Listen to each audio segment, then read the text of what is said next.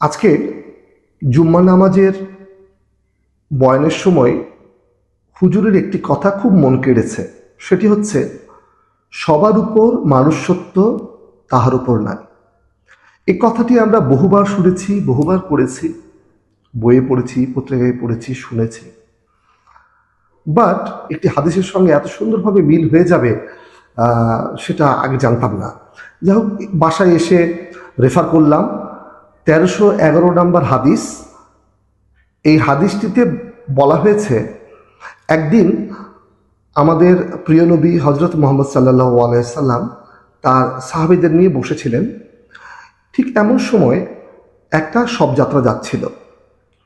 তিনি সে শবযাত্রা দেখে উঠে দাঁড়ালেন এবং সঙ্গে সঙ্গে তাকে দেখে সাহাবীরাও উঠে দাঁড়ালো।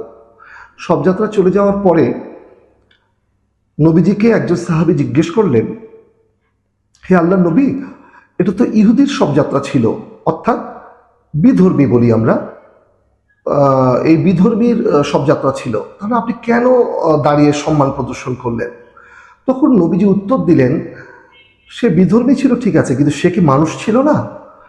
তার মানে উনি বুঝাতে চেয়েছেন যে মানুষ হিসেবে যখন একজন মানুষ মারা গেছে, তখন মানুষ হিসেবে তাকে সম্মান পাওয়ার সে যোগ্য।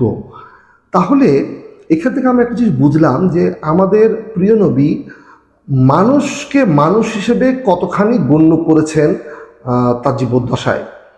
সো এইখান থেকে একটা খুব ভালো লেগেছে আজকে যে বয়ানে এই ধরনের জিনিস আলোচিত হচ্ছে। আসলে আমরা হিন্দু, মুসলমান, বৌদ্ধ, খ্রিস্টান যে যাই হই না কেন, সবার উপর মানুষ সত্য। মানুষকে মানুষ হিসেবে সম্মান করতে হবে, এটাই সত্য।